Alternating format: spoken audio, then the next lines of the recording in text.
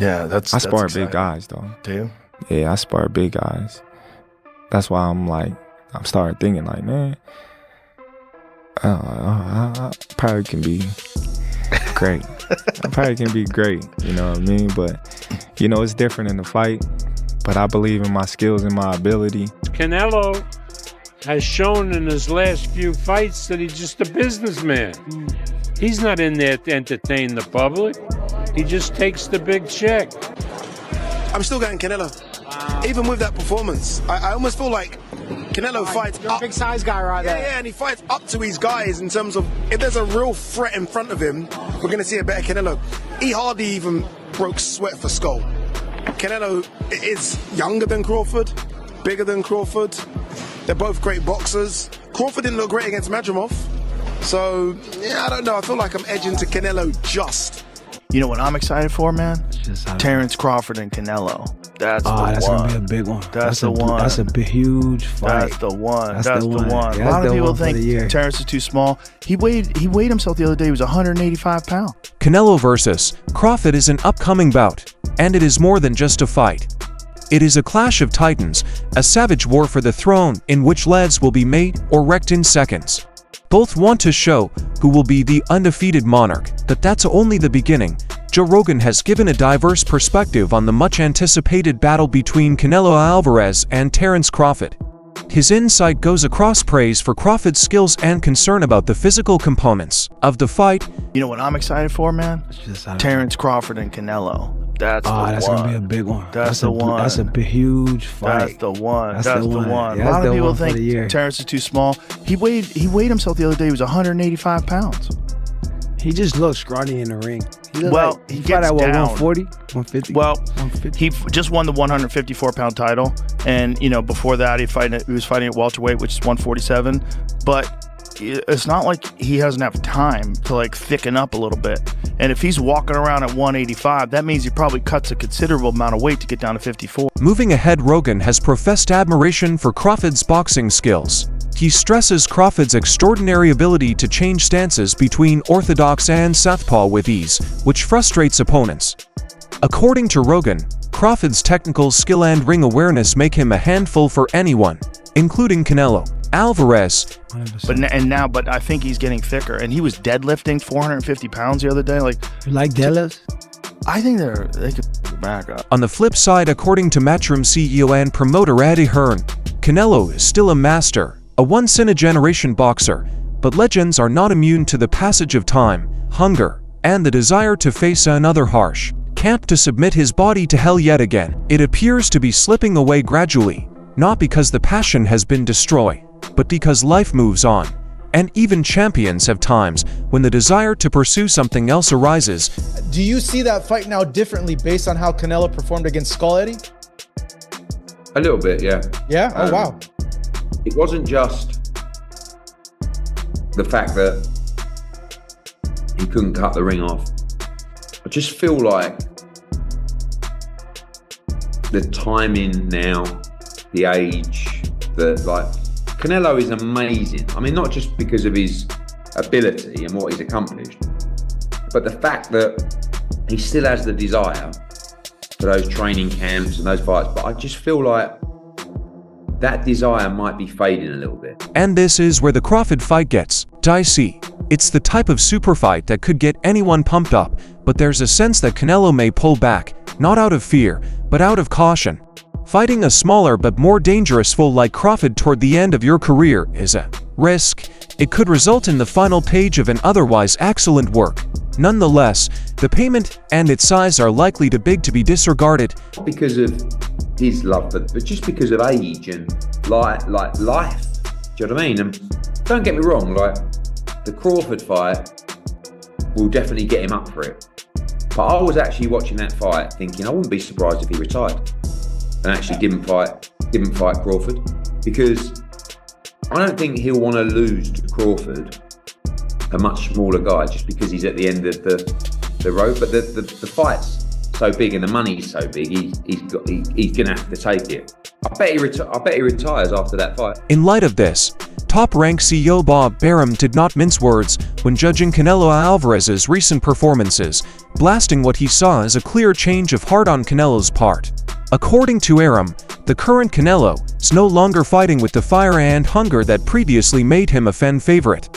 Instead, he is fighting like a businessman because of the huge payments.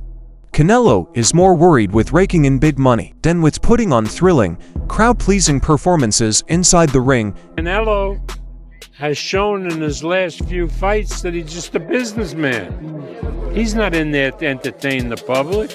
He just takes the big check. But again, if Canelo really fights, because I think it's safe to say Terence always fights. He doesn't know anything else. So then it could be a very good, interesting fight. Furthermore, he questioned whether Canelo still fighting for the love of the sport or simply for financial gain. Arum, on the other hand, had nothing but good things to say about Terence Crawford, describing him as a fighter through and through. A man who always gives everything he is within the ropes no matter who or where he fights. Who is Canelo? What Canelo is going to show up?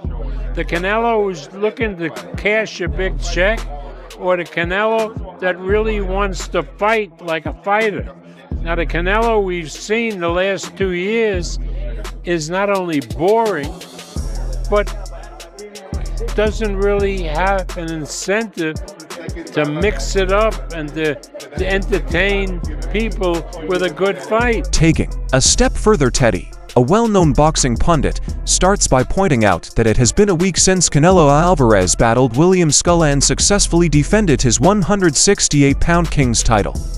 After the dust has cleared and fans have had time to analyze every detail, Teddy is ready to dive into the real deal, exploring honest, unadulterated emotions. It is not only a matter of returning, it is a clear sign that the spotlight will now be centered on an even bigger fight in the works, one that will rock the boxing world like never before.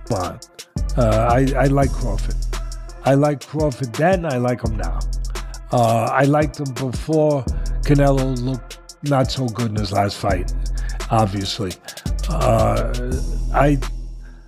I thought it was going to be... I just think Crawford's real special. I think Canelo's really good. But I think Crawford is special. I know he hasn't fought the resume everyone wants, but you have that or you don't have that. Teddy redirects the focus to the much-anticipated showdown, Terence Crawford versus Canelo Alvarez, Legion Stadium in Las Vegas. He describes this as a historic matchup between two of the sport's best warriors, both vying for domination in the crowded 168-pound class. By shedding light on the magnitude of this fight, Teddy asks insiders and fans to share their early thoughts and predictions on what could be the fight of the year. Greatness is within Crawford. It's in his desire, it's in his mind, it's in his makeup, it's in his background, where he came from. That there's something about, just like a Sugar Ray Leonard had that something about him when he's a junkyard dog, when he has to be a junkyard dog. And with all the intangible gifts that I just touched on, not just that the ones that we already know, that he has speed, he's got power, I know he's moving up in weight class, can he carry it?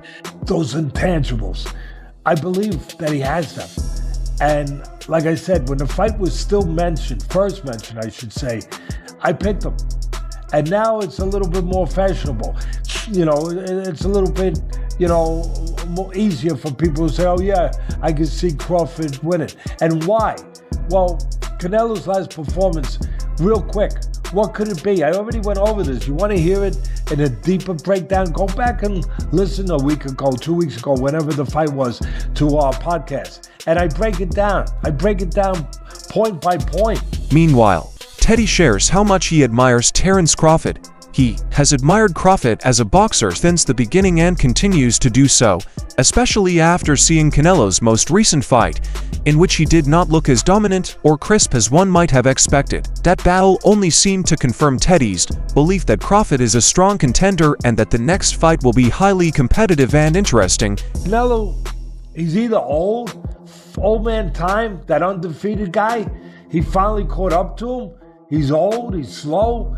Or here's another one. I already touched on, but I'll say it again. And you can get mad again. Or you can agree again. It's up to you, whatever. But he's made so much money that the urgency's not there. The fire's not there. At least it wasn't there a week ago. At least I say that. It wasn't there a week ago. Maybe it'll be there now. Maybe he's the kind of guy that, and I get it, that at this point in their career, it has to be a big fight to get up. That Canelo can't get up for these fights. He couldn't get up for that fight. All right, if you want to go down that road, go ahead. But my road is still possible. That he got old, that it just doesn't have that fire no more. Oh my God, I'm going to say this one. That maybe he's a little overrated. I listen, I know he's tremendous. He's tremendous. Furthermore, Teddy does not mince words when he questions whether Canelo Alvarez is still the same force he once was or if the fire that powered his rise has begun to dissipate. He says that at this point in Canelo's career, only the most high-profile contests can truly inspire him. Instead, he offers a more unsettling prospect. Canelo may simply be old. The hunger, bite, and raw energy may be fading. And Teddy then drops the bombshell. Teddy wonders if Canelo was ever a little overhyped in the first place. You look at some of his biggest fights, the fights where you had to be great to win, that you fought great fighters or near great fighters. You know, you could make the argument that he lost the first Triple G. You know, he didn't embarrass himself, but he got a draw. Second one, you could make the argument he lost that.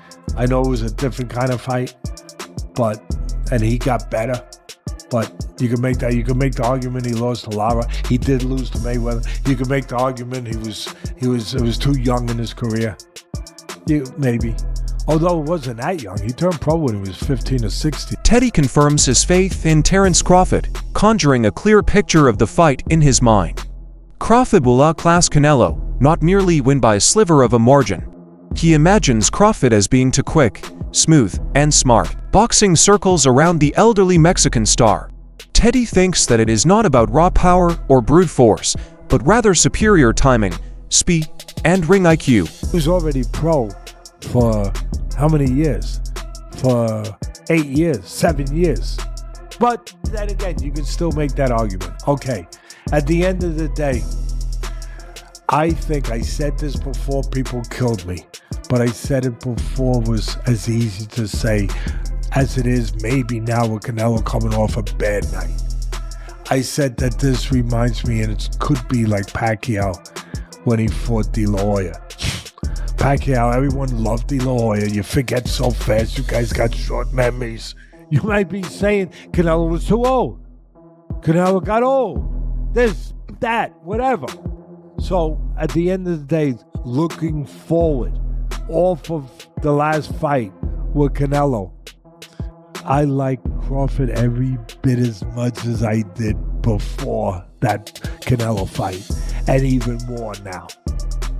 That's how much I like him. It all comes down to Canelo Alvarez drawing a clear line in the sand following recent contact from Turkey Alashik's team about a possible mega fight with Terence Crawford over Super Bowl weekend. While speculations began, Canelo quickly shut them down, stating that his whole concentration remains on his next fight and will not be sidetracked by talk of what comes next. My response to Turkey is this. Yesterday, they text me. They text me and say, we can talk about the fight in February with Crawford. Yeah. They text me yesterday and I say, look, I'm not gonna talk about any other fight. I'm focused 100% on this fight. Look, I don't like the way he talk, and I'm not in this position because of any. I'm in this position. If he wants to work with me, it's in my way, not in their way. I don't need it. Behind the scenes, the undisputed champion wasn't impressed with how the approach was made. He sees no room for missteps or ego at this stage of his career, though he has a healthy respect for Turkey and what he's building. Canelo drew the line when it comes to his legacy and the decisions he makes. He's the boss, and if anyone wants to be along for the ride, they'll have to join him on his terms. But Terence Crawford is leaving no stone unturned as he gears up for what many are calling the defy. It's not the way to approach. It's not the way to approach to me. Look, I respect everybody and I respect Turkey, but look, if he wants to work with me, he need to be in my way. Moving on to a higher weight class, Crawford is obsessed with building explosive strength, elite-level quickness, and unmatched endurance. Every drill, rep, and sparring round is planned with one goal: to beat the mountain that is Canelo.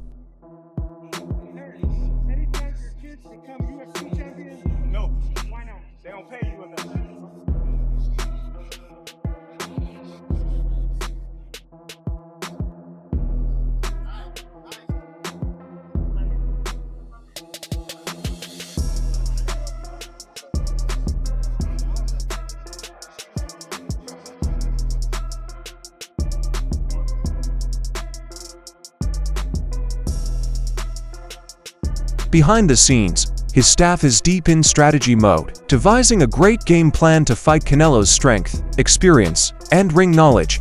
They are not intimidated by the size gap. Instead, they are devising strategies to use it to their benefit.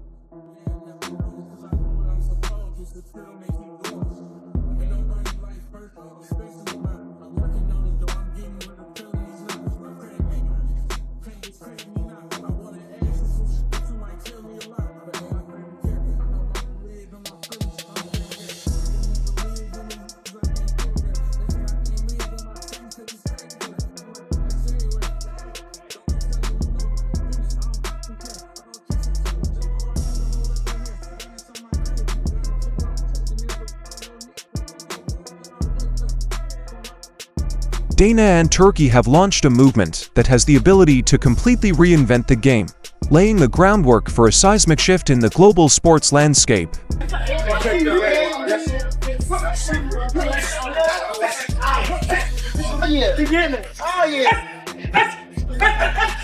Living the dream, baby. We going up November 20th.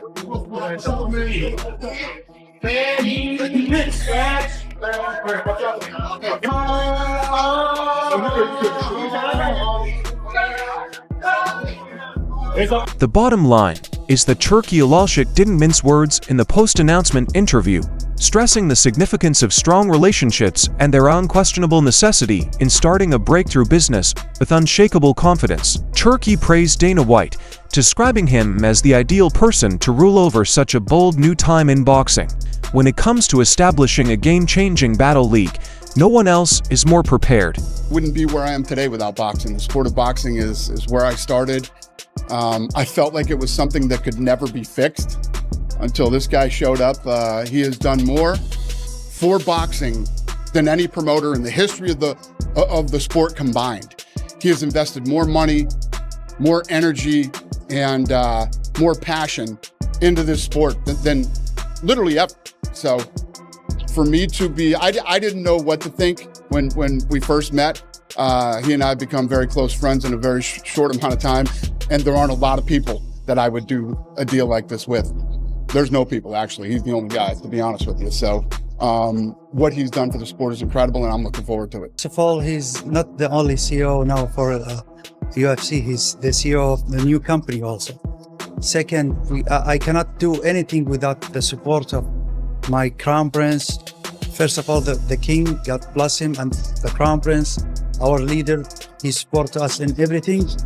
We have, if you want to fix boxing or any sport or doing some big project like this, we will not have